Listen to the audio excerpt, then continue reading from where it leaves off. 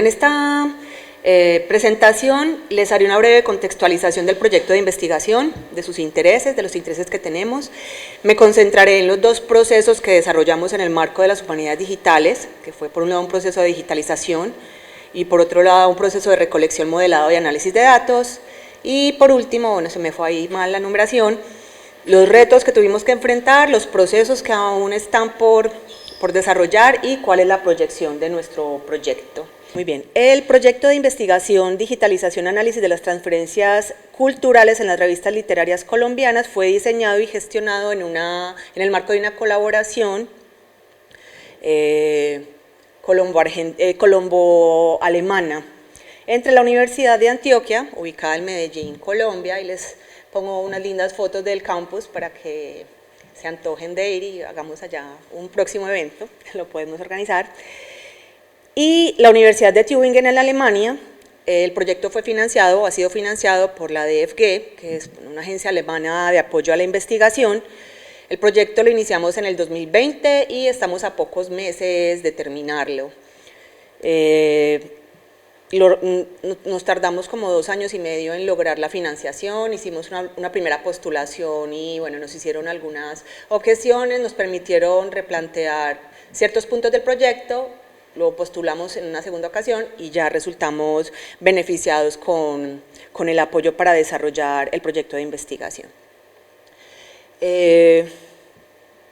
Bien, nuestro principal objetivo, cuando diseñamos el proyecto en el 2019, nos proponíamos abordar nuevas rutas de análisis de la literatura colombiana, específicamente estudiar las transferencias culturales. Eso es una perspectiva sociológica, una apuesta sociológica por el estudio de la literatura, en un corpus de 28 revistas literarias que fueron puestas en circulación entre 1881 y 1950. Ese periodo fue variando a medida que íbamos haciendo ajustes con el corpus. Y bueno, nos apalancamos o estamos en un cruce entre la sociología de la literatura, las humanidades digitales. Esa es nuestra base teórica metodológica, y en el proyecto han colaborado o se han vinculado alrededor de 20 personas a lo largo de estos 5 años. Pues quise nombrarlas, yo soy solo una de las personas que hace parte de ese equipo. Son muchos procesos, la formación de estudiantes es muy importante para nosotros. Hemos formado estudiantes de doctorado, de maestría y también estudiantes de pregrado o grado, como lo llaman en algunas de sus instituciones. Entonces, ha habido todo tipo de intervenciones y niveles de responsabilidad, de liderazgo en los procesos. Incluso la presentación que les hago hoy tocará algunos temas en los que yo no soy la experta, pero obviamente pues y con mucho gusto luego, si hay intereses o otras preguntas muy concretas, podemos contactar a algunos de los colegas para responder esto en concreto, pero sí que es como un rompecabezas que armamos entre muchas personas. Hay un equipo base que está pues aquí presente en la primera parte de la diapositiva.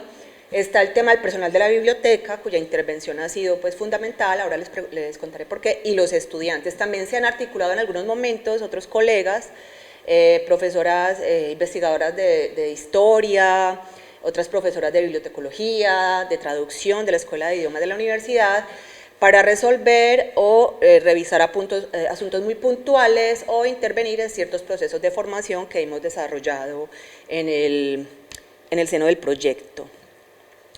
Muy bien, ¿por qué este proyecto? ¿Cuáles eran nuestros intereses? Bueno, en primer lugar queríamos lograr una innovación metodológica, explorar lo que las humanidades digitales nos podían ofrecer para hacer estudios históricos y sociológicos de la literatura. En nuestra universidad, en nuestra facultad, pues ha sido tradicional, y yo me formé bajo ese paradigma también, de estudios más tradicionales de la literatura, sobre todo hermenéuticos, crítica literaria, en soporte libro, pues era como el canon, ¿cierto? Había como una ruta muy establecida. Y un grupo de nosotros entró en contacto con propuestas de las humanidades digitales, empezamos a leer y vimos que allí había algo muy interesante, que nos queríamos empezar a articular ese tipo de trabajos, hacer experimentos, revisar lo que habíamos hecho antes y proponer nuevas propuestas, hacer nuevas propuestas. Entonces fundamos un equipo de trabajo, lo nombramos el Exploratorio de Humanidades Digitales, básicamente fue un espacio de autoaprendizaje, porque en nuestra universidad no había y aún no hay como una transversalización de los programas donde haya un fuerte componente de formación en humanidades digitales. Entonces pues nos tocó a nosotros un poco empezar a conformar espacios de estudio que nos permitieran empezar a vislumbrar esas otras preguntas de investigación, esas otras metodologías que podíamos desarrollar. Y bueno, en esta sombrilla nacieron, entre otros proyectos, este que les estoy presentando hoy, que es hasta ahora el más grande que hemos hecho, el que ha contado con más recursos. Bueno, este proyecto de cierta manera es un hito y ha sido muy importante para nosotros en la Universidad de Antioquia.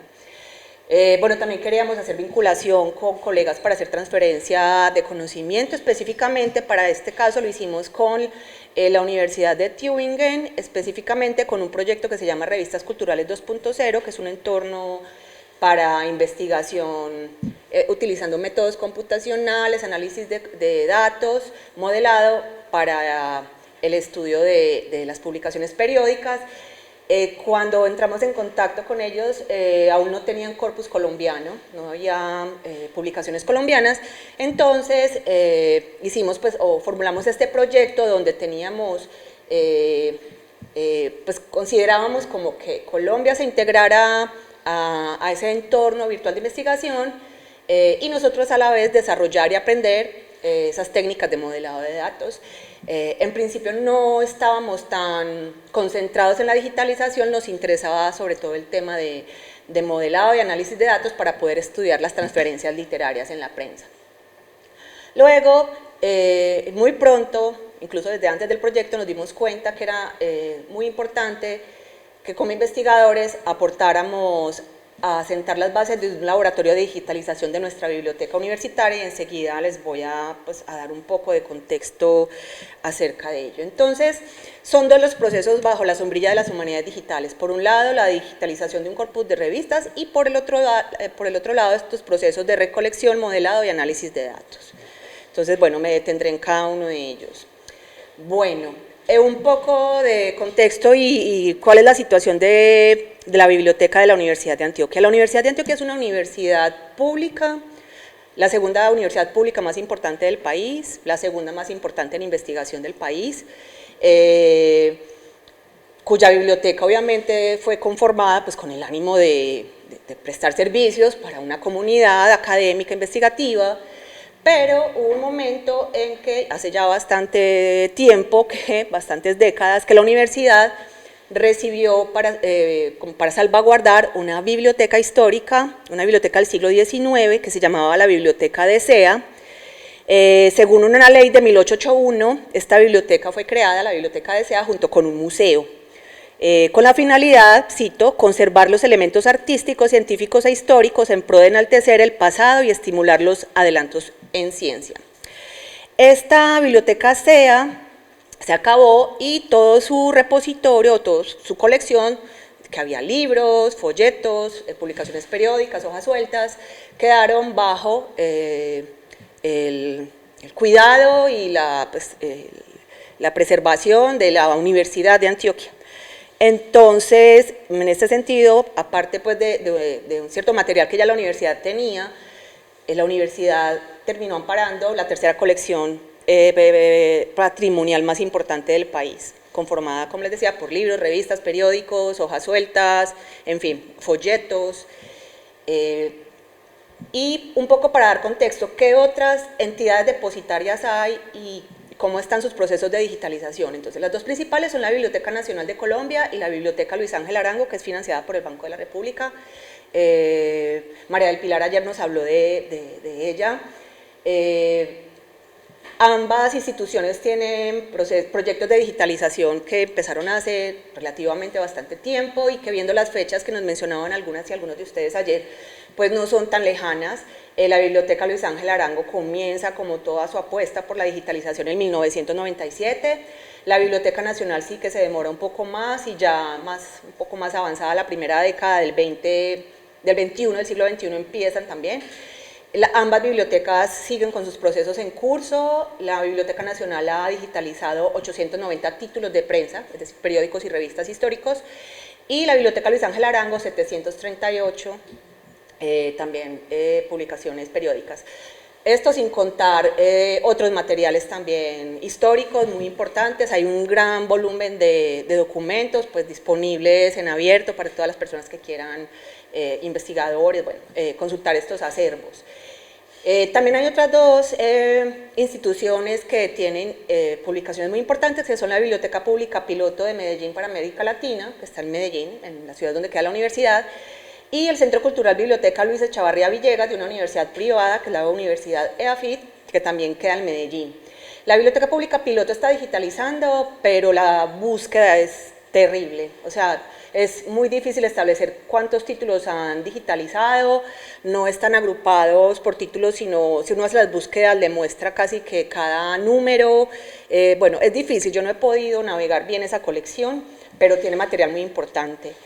Y en segundo lugar, en la biblioteca de AFIT, que yo sepa no han empezado un proceso de digitalización fuerte, pero tienen, le compraron o tienen en salvaguarda un archivo muy importante de una institución que se llamaba el FAES, pues que tenía una colección impresionante, que era algo pues como sin ánimo de lucro pero privado, que estuvo almacenado a puerta cerrada varias décadas. EAFIT adquirió esta colección, la está procesando, ya hay algún material disponible, pero todavía no están digitalizando. Y luego tenemos la Universidad de Antioquia, la biblioteca, con aproximadamente 2.500 títulos de periódicos y revistas, y que no tiene ni una política, ni cuando empezamos el proyecto, un protocolo de digitalización establecido. Solo había la Facultad de Medicina, que es medicina es un programa muy tradicional y con mucho prestigio en Colombia. El programa de medicina de la universidad es una facultad que tiene mucho dinero. Ellos habían ya digitalizado una de sus publicaciones periódicas, una publicación que se remonta al 19, pero habían contratado con un externo esta digitalización y los archivos, pues si uno va a ellos son PDFs, pero no, pues la universidad no controló ese flujo de trabajo, simplemente mandó a digitalizar, recibió los archivos, más como por preservación digital, digámoslo, pero pues no hay material como disponible para hacer estudios ya pues con ese corpus. No sé si después eso se pueda transformar, la verdad no me he detenido a revisarlo, pero nosotros sí lo que queríamos era hacer otra apuesta y desarrollar pues otro flujo de trabajo. Entonces, aquí estamos pues con las fotografías de la biblioteca SEA, ese es el edificio de la biblioteca de nuestra universidad, y este es el edificio central porque la universidad tiene sedes en varias zonas, en varias regiones de Antioquia, nuestro departamento, pero esta es la biblioteca central y allí está la colección patrimonial, allá está la colección de revistas que estamos trabajando nosotros, o bueno, parte de ese corpus. Muy bien, entonces, ¿por qué decidimos digitalizar cuando supuestamente íbamos solo a estudiar transferencias con modelado de datos y todo esto? Porque la biblioteca de la universidad, nosotros como investigadoras e investigadores de la universidad tenemos un vínculo muy fuerte y la verdad lamentábamos lo que estaba pasando, o lo que no estaba pasando más bien, es decir, que no se estuvieran digitalizando las colecciones, había ejemplares que ya casi que uno era la última persona que las iba a revisar porque ya el papel, o sea, uno revisaba una revista y la mesa quedaba llena como de miguitas, o sea, era muy lamentable la situación, había algunas revistas que ya ni siquiera las prestaban porque estaban muy estropeadas, entonces dijimos, no, vamos a aprender aquí, aprovechando este proyecto en dos vías, porque también queríamos experimentar. Sabíamos que se estaban construyendo escáneres, porque pues cotizamos algunos, pero eran carísimos, no teníamos ni queríamos gastarnos el dinero del proyecto en un escáner, eso pues que lo gestione la biblioteca, pero sí queríamos aprender cómo montar un flujo de trabajo sencillo, simple, y cómo sentar las bases de un laboratorio de digitalización en la universidad, perdón. Entonces, de los 28 títulos que habíamos propuesto inicialmente como corpus de trabajo para estudiar las transferencias culturales, había títulos de todo el país. Elegimos 12 títulos que estuvieran en la biblioteca de la universidad y que no estuvieran digitalizados en ninguna otra institución. Y como parte de ese corpus, allí están.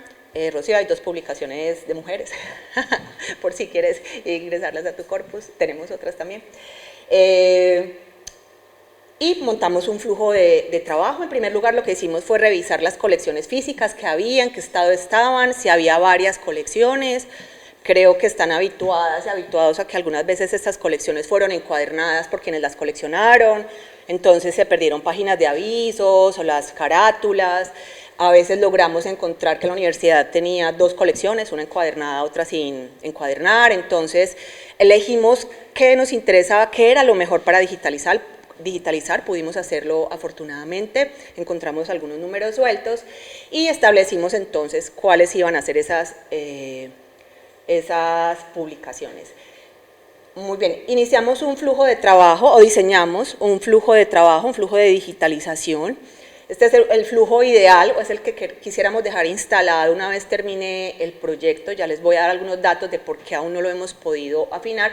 Este proceso se montó bajo la supervisión y con el acompañamiento del personal de la biblioteca, obviamente para que fuera validado en todo momento y para que el proceso pudiera conversar con los protocolos y los software que ya utiliza la biblioteca de nuestra universidad. Entonces, bueno, este es el diseño del flujo de trabajo de digitalización. Y le puse una estrellita a tres etapas para las que tenemos que hacer ajustes. Por un lado, la exportación al formato AAAIF, que aún no hemos podido hacerla, la importación a un repositorio ideal. En este momento, ahora lo veremos, los materiales están en un repositorio en DSpace, pero no es nuestro repositorio soñado, es Mirador. Y en ese sentido la publicación pues aún no cumple como con ese sueño que tenemos de a través de Mirador tener un entorno que sea muy útil para investigadores y personas que revisen, porque Mirador permite hacer unas anotaciones y establecer como una relación con las fuentes que serían muy útiles y que enriquecerían el archivo mismo. Entonces, pero hay que esperar, ¿por qué? Y se los contaré más adelante en los retos, porque ha sido difícil el trabajo con la biblioteca de la universidad. Entonces, este es el flujo que tenemos, está todo documentado, próximamente vamos a publicar un documento en abierto para compartir este trabajo, porque uno de nuestros intereses es hacer contacto, ya hemos ido pues compartiendo esta experiencia con otros archivos, centros de documentación, bibliotecas del país, que están en condiciones bastante precarias, que tienen mucho material por digitalizar, y este modelo cruzado o reemplazado por el que diseñó Juan Esteban para la captura, podría ser utilizado por muchas de estas entidades y facilitar y emprender procesos de digitalización. Muy bien, entonces, para ese proceso, como les señalé antes, construimos un escáner que se llama Úrsula, y utilizamos todo software libre. Todo esto fue un ensayo y error del equipo de trabajo, todo también está documentado para luego pues, compartirlo, para evitarle a otros equipos de trabajo errores en los que nosotros caímos, pero de los que aprendimos muchísimo. Y bueno, aquí está, no entrar en detalle pues, de todo ese el software que utilizamos, pero bueno, ahí está pues como muy sintetizado. La biblioteca nos facilitó un espacio junto a la colección de prensa, tenemos un módulo de trabajo, allí instalamos el escáner y hay un flujo de trabajo permanente. El escáner lo tienen que manipular dos personas. Este es un primer ajuste que queremos hacer si hacemos nuevas versiones del escáner, que solo una persona lo manipule. Bueno, ya encontramos un montón pues como de detalles que tenemos que mejorar, pero con esto logramos montar un flujo de trabajo y hacer todo lo que esperábamos, y dentro de cumpliendo como unas normas internacionales en el tratamiento tanto de los archivos como de la edición. Bueno, todo el material está debidamente almacenado. Al día de hoy lo que tenemos es el repositorio en DSpace de la biblioteca. Ha sido muy difícil conectarnos con la inercia de la biblioteca de la universidad. Los ingenieros, uno de los problemas que vimos es que los ingenieros o los informáticos en la biblioteca hay una alta rotación, porque hay que admitirlo, no tienen un muy buen salario, entonces a la primera que consiguen un trabajo en otro lugar se van, y toca iniciar todo el proceso de conversar con el nuevo informático, ubicarlo en el momento en el que estamos, y bueno, ha sido bastante complicado.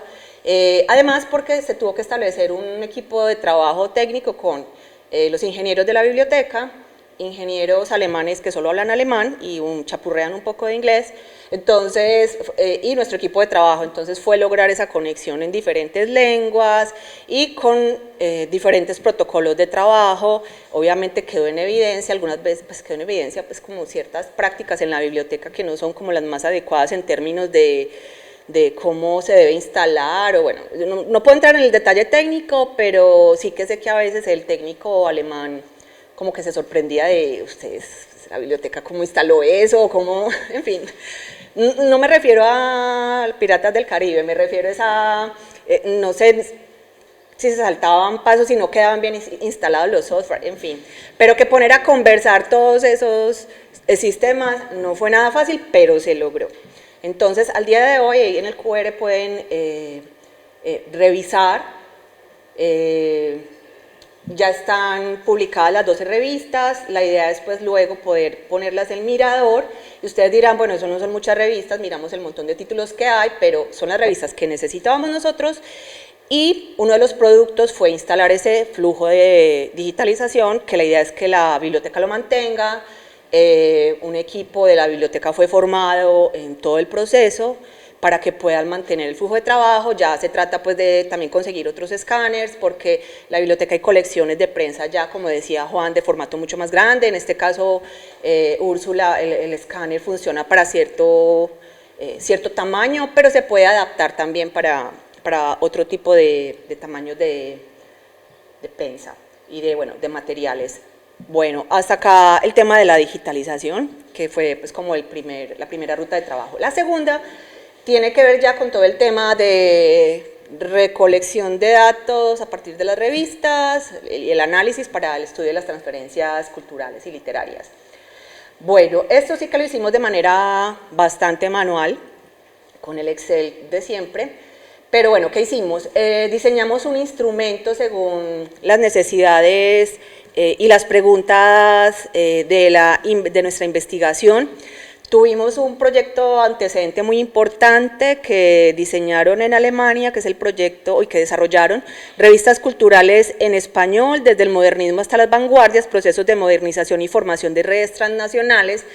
De este proyecto, donde también participó nuestro colega Hanno Ehrlicher, tomamos o revisamos o nos inspiramos un poco en las variables que ellos utilizaron, si bien hicimos algunos ajustes, cambios, pero sí fue un antecedente para diseñar nuestro propio instrumento de diligenciamiento o de recolección de los datos.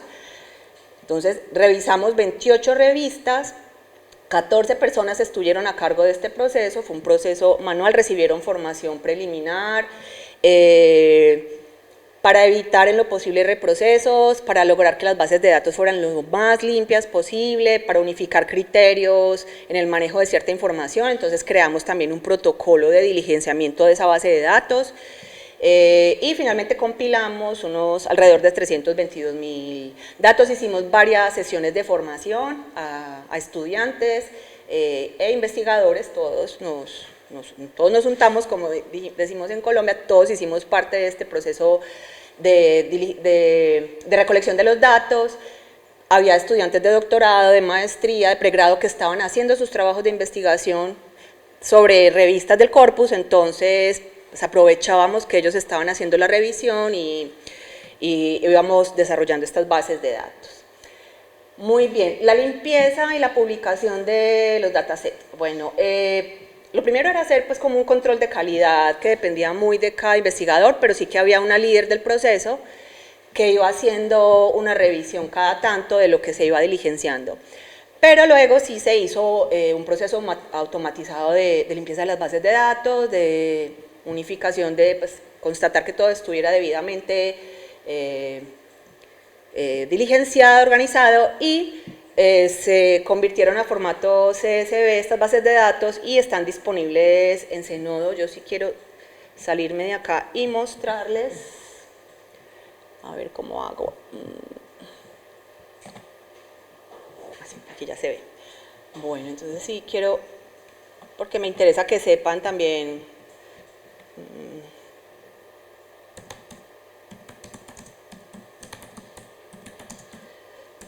pues para quienes quieran jugar y experimentar con esos datos. Esto es... ¿Qué me está pidiendo acá? Espérate. Abre la derecha de la sala X. Esta no. A ver. No me deja bajar. Ah, ya. Listo. Acepto. Bueno, y por aquí se nos, espérense.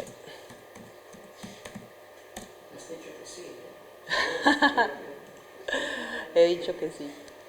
Muy bien, aquí están en Zenodo todos los datos. Y bueno, la descripción de los mismos las tienen aquí. Pues todo con los colaboradores, con la presentación del dataset, con toda la explicación, en fin. Desde acá los pueden descargar y a partir de esto es que hemos empezado nosotros a jugar, a hacer experimentos. Ya ha habido varias publicaciones, ya pues les contaré un poquito también sobre estos procesos. Bueno, hasta el momento estamos desarrollando, pues, o hemos venido desarrollando ejercicios de modelado y análisis. En este momento hay 2 publicados, ahí están los enlaces, si nos da tiempo les muestro un poco las visualizaciones que ya hemos desarrollado, y hay otros en proceso que esperamos publicar próximamente. Hay una tesis doctoral, yo tengo un artículo donde hice como unos experimentos con macroanálisis y bueno, está en revisión ese texto, y hay otros que vienen en camino. Pues a partir de esas bases de datos son muchas las cosas que se pueden hacer. Me voy a ir a simplemente para mostrarles algunas de las visualizaciones que ya hemos hecho. Bueno, primeras ojeadas a esos datos. Entonces, bueno, aquí tenemos los colaboradores mejor conectados, casi todos eran colombianos, hablando de literatura extranjera, ¿cierto? Haciendo reseñas, citando autores, recomendando lectura, pero luego nos encontramos, por ejemplo, un caso muy curioso. El primer colaborador como más prolífico fue un alemán que fundó el primer club de fútbol en Medellín y que publicó en bastantes revistas literarias, que nos dimos cuenta también que buena parte de las colaboraciones en realidad eran textos que se tomaban de revistas españolas, francesas, y se publicaban en los periódicos de Medellín. Se hacía pues ahí como una suerte de triangulación. Incluso literatura rusa, literatura alemana que había sido traducida y publicada para revistas en España, llegaba como por esa triangulación a los periódicos de Medellín, pero también pudimos establecer que habían colaboraciones directas cuando se empiezan a formar estas redes de autores, de intelectuales que empiezan a hacer los canjes con sus revistas, a compartir sus libros. La estudiante de doctorado, que se llama Nancy Vargas, está haciendo ese análisis de los canjes y está pues estableciendo una red muy interesante de colaboraciones a partir de esta práctica. ¿Qué hemos hecho también? A partir de los anuncios publicitarios hemos logrado establecer listados de los libros que se ponían en venta en Medellín, y a partir de esos listados establecer las editoriales de procedencia, casi todas españolas y francesas. Yo no lo sabía y al parecer había una ruta ahí como de mercado ilegal de libros que lleva por Burdeos, que es para saltarse como ciertos pagos. Entonces, en fin, que hemos logrado establecer que a Medellín por lo menos, bueno, en Colombia en general, pero yo me he detenido mucho en el caso de Medellín, sí que llegaban muchos libros. Había un fuerte comercio de libros, de impresos periódicos ya desde la década de los años 80 del siglo XIX, y ha sido posible establecer también estos libreros comerciantes de libros como vectores de transferencia, porque hemos mirado también todo el tema de cómo llegaban las materialidades. Es decir, que llegar al libro no nos aseguraba que cierto autor fuera leído, pero sí sabíamos que esa materialidad llegaba y circulaba entre un cierto grupo de lectores. Igual eran grupos también muy selectos, pues los índices de analfabetismo en Colombia eran muy altos para ese entonces, pero es importante y es posible empezar a dibujar estas redes y estas prácticas. A ver, bajo para acá un poco más. quiénes eran los traductores también. Nos dimos cuenta que la mayor parte de las colaboraciones eran colaboraciones, un autor aparece una vez, gran cantidad. ¿Y esto qué nos dice? Que los lectores y las lectoras estaban, o sea, el corpus era enorme, es decir, entraban en contacto y leían materiales de muchas autorías y de muchas procedencias, no solo de estos autores canónicos que nos han dicho y con los que se ha escrito, pues, como la historia de la literatura colombiana, que sabemos que ha tenido, que tuvo un vínculo muy importante en el 19 y en el 20 con España y con Francia luego, sino que llegaron muchos más autores. Logramos establecer también como quiénes iban siendo esos traductores ya en Colombia, que traducían ese material. Vimos como muchos de ellos eran jóvenes, muy jóvenes, que se iban a estudiar a Europa, o se venían a estudiar a Europa, aprendían otras lenguas, y aunque estuvieran estudiando medicina, derecho, ingeniería, el aprendizaje de otra lengua les permitía, pues, como en su faceta bohemia, hacer algunas traducciones de cuentos, poemas que aparecían publicadas en las revistas de sus compañeros de tertulia. Entonces tenemos pues muchos de estos casos también. Entonces sí hemos empezado como a detectar nombres, prácticas, circuitos de circulación de los impresos, de las ideas, y pues la idea, pues el propósito sería poder continuar aquí solo pues como un brochazo de lo que hemos encontrado. Estas son algunas de las redes que hemos podido construir para visualizar los nexos entre las revistas, los colaboradores, como estos colaboradores también hacían parte de diferentes revistas. Y la segunda red, que es más densa, más compleja, esa la construyó otro colega, Danilo Penagos, conectó nuestras bases de datos, nuestros datasets, con los datasets del proyecto sobre modernismo, para ya mirar o integrar el caso colombiano a ese otro corpus y mirar cómo estaban conectadas las revistas colombianas en este gran panorama del modernismo. Este fue otro experimento, hay muchos por hacer, pues mientras más bases de datos tengamos, más experimentos podremos hacer. Bueno, y ya para cerrar, quisiera hablarles muy brevemente de los retos que enfrentamos, algunos, y de los procesos pendientes también de la proyección. Buenos retos, ajustes técnicos en todo momento. De hecho, en este momento, o justo ahora, estamos tratando de resolver cómo poder construir o tener nuestro repositorio en Mirador. Conectar los equipos de trabajo ha sido difícil también, los técnicos, lo que les comentaba ahora de los informáticos.